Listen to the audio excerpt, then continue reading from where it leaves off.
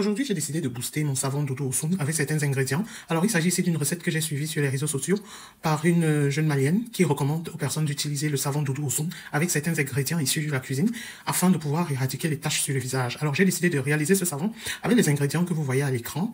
Alors, il y a certains ingrédients que moi, j'y ai à rajouter par rapport à mes problèmes à moi et les ingrédients qu'elle recommande. Les principaux ingrédients qu'elle recommande, c'est l'huile d'olive, le curcuma, le lait et le Nescafé. Voilà, donc moi j'ai ajouté par exemple la farine de riz, la vitamine C en poudre, mon gel de douche à la vitamine C que vous verrez dans les images, ainsi que le miel et de l'huile bee oil.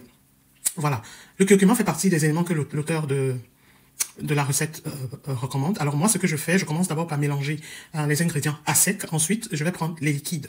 En parlant des liquides, donc je vais prendre le lait, avec 10% de matière grasse. Alors, c'est la même chose que le savon, pas le savon, c'est la même chose que le lait bonnet rouge, ou bien le lait pic. Donc, moi, je suis en Allemagne. En Allemagne, on ne vend pas le lait bonnet rouge.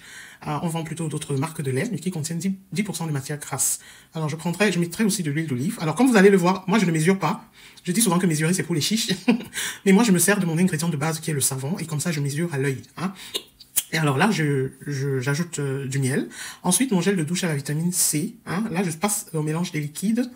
Ensuite vient le lait, enfin l'huile bee oil. Alors j'aime utiliser cette huile parce que cela lisse beaucoup la peau. Je ne sais pas si vous utilisez cette huile. Peut-être je ferai une petite vidéo là-dessus. C'est une très bonne huile. Beaucoup l'utilisent contre les vergetures, mais moi je l'utilise parce que ça rend la peau lisse. Donc comme vous voyez, je vais en rajouter dans mon mélange.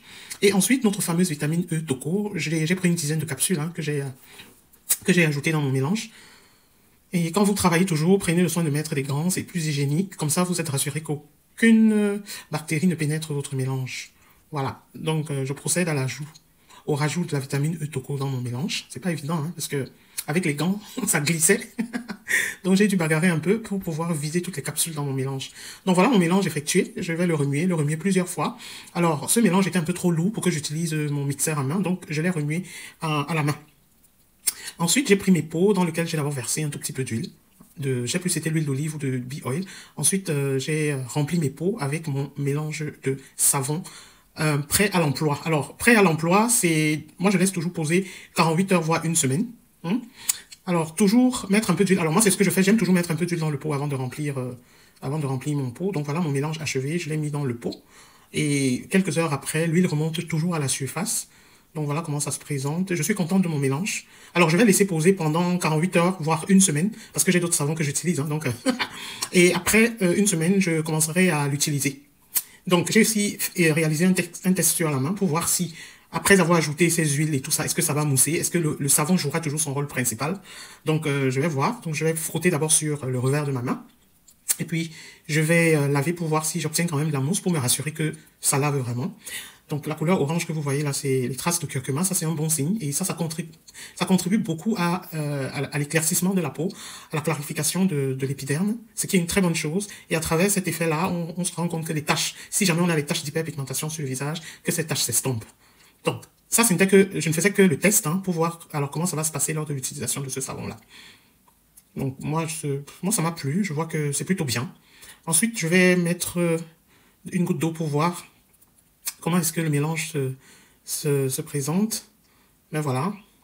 Et en fait, quand on utilise ce savon, il faut laisser poser. Hein. C'est pas, surtout quand on l'utilise sur le visage.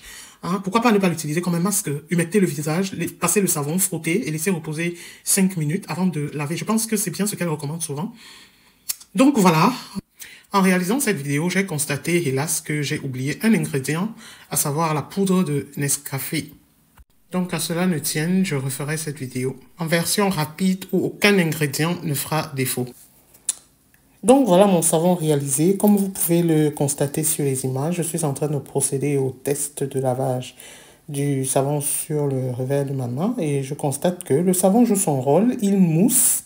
Alors, au fur et à mesure que je rajoute de l'eau, ça mousse et la surface de la main était en effet bien propre.